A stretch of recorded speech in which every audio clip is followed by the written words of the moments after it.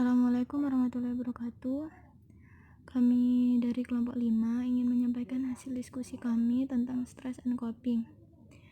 Adapun nama-nama anggota dari kelompok kami, yang pertama ada Safira Mulydia, yang kedua ada Muhammad Dafa, yang ketiga ada Kristanti Devi Anggraini, yang keempat ada Ilham bin Hamaduddin, dan yang kelima ada Wayuning Setianingrum. Stres. Maramis menyatakan bahwa stres adalah segala masalah atau tuntutan menyesuaikan diri, yang karena tuntutan itulah individu merasa terganggu keseimbangan hidupnya. Menurut Ardani, dalam bukunya Psikologi Klinis, bahwa stres adalah keadaan di mana seseorang yang mengalami ketegangan karena adanya kondisi-kondisi yang mempengaruhi dirinya. Jadi, stres di sini adalah reaksi tubuh yang muncul ketika seseorang menghadapi ancaman, tekanan, atau suatu perubahan lainnya. Stres juga dapat terjadi karena situasi atau pikiran yang membuat seseorang menjadi putus asa dan mudah marah. Adapun pemicu lainnya dari stres adalah seperti masalah dalam keluarga, hubungan sosial yang kurang baik, patah hati, atau masalah keuangan. Kemudian ada gejala-gejala stres. Yang pertama ada gejala fisik yang meliputi sakit kepala, sakit maag, mudah kaget, banyak keluar keringat dingin, gangguan pola tidur, lesu, letih, kaku leher belakang sampai punggung, dada rasa panas atau nyeri, rasa tersumbat di kerongkongan, gangguan psikoseksual, nafsu makan menurun, mual, muntah, gejala kulit, bermacam-macam gangguan menstruasi. Biasanya ini ya, menstruasi terjadi pada wanita ya. Biasanya kan kalau cewek itu stres, biasanya itu akan menstruasinya tuh jadi nggak lancar. Terus kemudian ada keputihan, kejang-kejang, pingsan, dan sejumlah gejala lainnya. Yang kedua ada gejala emosional.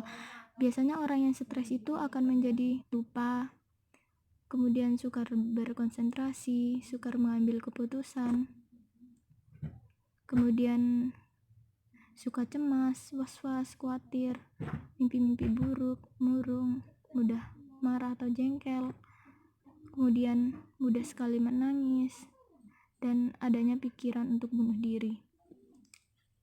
Kemudian juga sering gelisah dan pandangan selalu putus asa dan lain sebagainya. Kemudian yang ketiga ada gejala sosial. Biasanya orang yang stres akan makin banyak merokok. Biasanya ini akan terjadi pada pria. Kemudian suka minum minuman, makan, dan akan menarik diri dari pergaulan sosial.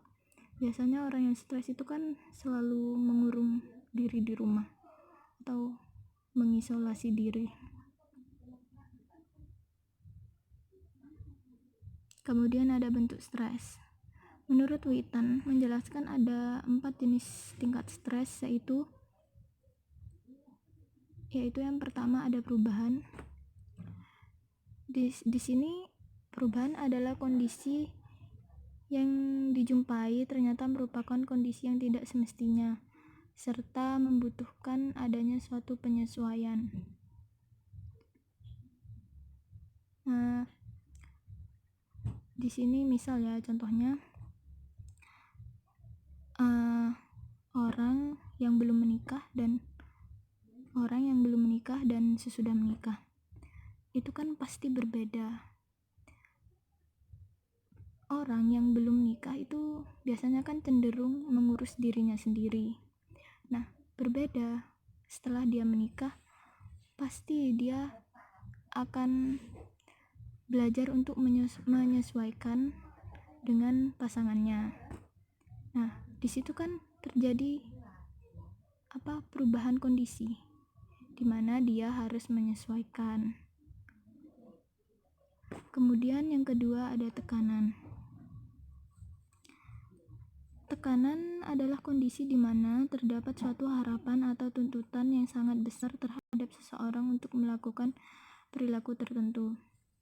Jadi di sini tuh tekanan. Jadi tekanan itu seperti kondisi atau keadaan yang di dalamnya tuh terdapat suatu harapan atau tuntutan yang mengharuskan seseorang itu melakukan hal yang orang itu tuh sebenarnya nggak suka, tetapi orang itu harus melakukan. Nah, di situ tuh ada yang namanya tekanan. Kemudian yang ketiga ada konflik. Kondisi ini muncul ketika dua atau lebih perilaku saling berbenturan, di mana masing-masing perilaku tersebut butuh untuk diekspresikan atau malah saling memberatkan. Jadi konflik ini biasanya terjadi ketika dua orang itu biasanya berbeda pendapat. Kemudian yang keempat ada frustasi, kondisi di mana seseorang merasa jalan yang akan ditempuh untuk meraih tujuan dihambat. Jadi frustasi itu merupakan kondisi seseorang yang jika seseorang itu memiliki tujuan atau impian tetapi gagal. Nah, itu akan menyebabkan seseorang menjadi frustasi. Yaitu coping. Coping merupakan upaya untuk mengelola situasi yang membebani serta memperluas usaha untuk memecahkan masalah-masalah hidup dan berusaha untuk mengatasi dan mengurangi stres yang ada. Di sini ada beberapa pandangan menurut para tokoh mengenai coping itu sendiri. Yang pertama, pandangan menurut Heber dan Runyon 1984. Mereka mengatakan bahwa coping adalah semua bentuk perilaku dan pikiran, baik itu negatif ataupun positif, yang dapat mengurangi kondisi yang membebani individu agar tidak menimbulkan stres. Tokoh yang kedua yaitu menurut Lazarus dan Folkman dalam Smith 1994. Mereka mengatakan bahwa perilaku coping merupakan suatu proses di mana individu mencoba mengolah jarak yang ada antara tuntutan-tuntutan, baik itu tuntutan yang berasal dari individu tersebut maupun tuntutan yang berasal dari lingkungannya itu sendiri, dengan sumber-sumber daya yang mereka gunakan dalam menghadapi situasi yang penuh dengan stres. Selanjutnya yaitu macam-macam coping. Coping yang pertama yaitu coping psikologis. Pada umumnya, gejala yang ditimbulkan ini akibat adanya stres psikologis. Nah, dan dalam coping psikologis ini tergantung pada dua faktor. Yang pertama yaitu bagaimana persepsi atau penerimaan individu tersebut terhadap stresor. Artinya, seberapa berat ancaman yang dirasakan oleh individu tersebut terhadap stresor yang ia terima. Yang kedua, keefektifan strategi coping yang digunakan oleh individu tersebut. Artinya, dalam menghadapi stresor, jika strategi yang digunakan efektif, maka menghasilkan adaptasi yang baik dan menjadi suatu pola baru dalam kehidupan. Tetapi jika sebaliknya, dapat mengakibatkan gangguan kesehatan fisik maupun psikologis. Selanjutnya ada coping psikososial. Jadi coping psikososial ini adalah reaksi psikososial terhadap adanya stimulus stres yang diterima atau dihadapi oleh klien. Nah, di sini ada menurut Stuart dan Sunden yang mengemukakan bahwa terdapat dua kategori coping yang bisa dilakukan untuk mengatasi stres dan kecemasannya. Yang pertama itu ada reaksi yang berorientasi pada tugas. Jadi cara ini digunakan untuk menyelesaikan masalah, konflik, dan memenuhi kebutuhan dasar. Nah, reaksi ini dapat dilakukan seperti berbicara dengan orang lain tentang masalah yang dihadapi untuk dicari jalan keluarnya. Kemudian mencari tahu lebih banyak tentang keadaan yang dihadapi melalui buku bacaan ataupun orang yang lebih ahli. Nah, untuk melakukan latihan-latihan yang dapat berhubungan mengurangi stres serta membuat alternatif pemecahan masalah dengan menggunakan strategi prioritas. Nah, di dalam reaksi ini terdapat 3 macam reaksi yang berorientasi pada tugas, yaitu perilaku menyerang atau fight, yaitu bertindak menghilangkan, mengatasi stresor atau memenuhi kebutuhan. Misalnya berkonsultasi dengan orang yang ahli. Yang kedua ada menarik diri. Menarik diri dari stresor secara fisik maupun emosi. Nah, yang ketiga ada kompromi, yaitu mengubah metode yang biasa digunakan, mengganti tujuan. Untuk yang kedua, reaksi yang berorientasi pada ego. Reaksi ini sering digunakan oleh individu dalam menghadapi stres atau ancaman. Dan jika dilakukan dalam waktu sesaat, maka akan dapat mengurangi kecemasan. Tetapi jika digunakan dalam waktu yang lama, akan dapat mengakibatkan gangguan orientasi realita. Memburuknya hubungan interpersonal dalam menurunkan produktivitas kerja, menurut Rasmund tahun 2004. Jadi reaksi ini sering dikenal sebagai mekanisme pertahanan diri secara psikologis untuk mencegah gangguan psikologis yang lebih dalam. Nah, mekanisme pertahanan diri tersebut salah satunya ada rasionalisasi. Apa sih rasionalisasi itu? Rasionalisasi itu berusaha memberikan alasan yang rasional sehingga masalah yang dihadapinya itu dapat teratasi. Kemudian ada pengalihan. Pengalihan ini adalah upaya untuk mengatasi masalah psikologis dengan melakukan pengalihan tingkah laku pada objek lain. Jadi, contohnya nih, jika seseorang terganggu akibat situasi gaduh yang disebabkan oleh temannya, maka ia itu akan berupaya mengalihkan temannya tersebut gitu, untuk mengurangi kegaduhan itu tadi. Nah, yang ketiga ada kompensasi. Kompensasi adalah mengatasi masalah dengan mencari kepuasan pada keadaan lain. Misalnya nih, ada seseorang yang memiliki masalah karena menurunnya daya ingat. Maka di sisi lain, ia itu akan berusaha menonjolkan bakat melukis yang dimilikinya, seperti itu. Kemudian ada identifikasi. Identifikasi adalah meniru perilaku orang lain dan berusaha mengikuti sifat, karakteristik, dan tindakan orang tersebut. Selanjutnya ada represi, yang mencoba menghilangkan pikiran masa lalu yang buruk dengan melupakan atau menahannya di alam bawah sadar, dan ini sengaja gitu untuk dilupakan. Selanjutnya ada supresi. Supresi adalah berusaha menekankan masalah yang secara sadar tidak diterima dan tidak memikirkan hal-hal yang kurang menyenangkan. Selanjutnya ada penyangkalan. Penyangkalan ini adalah upaya pertahanan diri dengan cara menyangkal masalah yang dihadapi atau tidak mau menerima kenyataan yang dihadapinya saat ini gitu. Pokoknya yang dihadapinya gitu.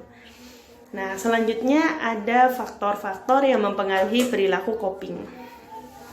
Di sini untuk faktor-faktornya kita ambil teori dari Smith tahun 1994 bahwa perilaku coping itu dipengaruhi oleh beberapa faktor. Antara lain, kondisi individu. Kondisi individu ini mencakup umur, tahap kehidupan, jenis kelamin, temperamen, pendidikan, intelijensi, suku, kebudayaan, status ekonomi, dan kondisi fisik. Yang kedua ada karakteristik kepribadian. Itu ada introvert, ekstrovert, stabilitas emosi secara umum, kekebalan, dan ketahanan. Yang ketiga ada sosial kognitif. Ini mencakup dukungan sosial, dukungan yang diterima, integrasi dalam jaringan sosial. Dan yang terakhir ada strategi dalam melakukan coping. Bentuk-bentuk strategi coping. Lazarus dan Volkmann mengidentifikasikan 2 bentuk strategi coping, yaitu yang pertama coping yang berfokus pada masalah. Mencakup bertindak secara langsung untuk mengatasi masalah atau mencari informasi yang relevan dengan solusi. Contohnya, menyusun jadwal untuk menyelesaikan berbagai macam tugas dalam satu semester, sehingga mengurangi tekanan pada semester akhir. Yang kedua ada coping yang berfokus pada emosi. berbagai upaya untuk mengurangi berbagai reaksi emosional negatif terhadap stres. Contohnya, dengan mengalihkan perhatian dari masalah, melakukan relaksasi, atau mencari rasa nyaman dari orang lain. Dari bentuk-bentuk tingkah laku dalam menghadapi stres tersebut, Taylor mengembangkan teori coping dari Folkman dan Lazarus menjadi 8 macam indikator strategi coping yang tergabung dalam kedua strategi di atas, yaitu problem focus coping yang terdiri dari 3 macam, yaitu konfrontasi, yang kedua mencari dukungan sosial, yang ketiga merencanakan pemecahan permasalahan. Yang pertama, konfrontasi. Individu berpegangan teguh pada pendiriannya dan mempertahankan apa yang diinginkannya, mengubah situasi secara agresif, dan adanya keberanian mengambil resiko.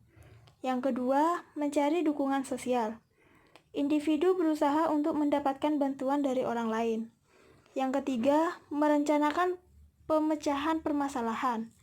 Individu memikirkan, membuat, dan menyusun rencana pemecahan masalah agar dapat terselesaikan. Yang kedua, ada emotional focus coping yang terdiri dari 5 macam, yaitu kontrol diri, membuat jarak, penilaian kembali secara positif, menerima tanggung jawab, dan yang terakhir, lari atau penghindaran.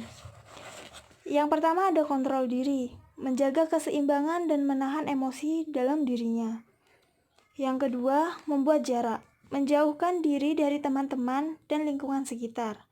Yang ketiga, penilaian kembali secara positif, dapat menerima masalah yang sedang terjadi dengan berpikir secara positif dalam mengatasi masalah. Yang keempat, menerima tanggung jawab, menerima tugas dalam keadaan apapun saat menghadapi masalah dan bisa menanggung segala sesuatunya. Yang kelima, lari atau penghindaran, menjauh dan menghindari dari masalah yang dialaminya.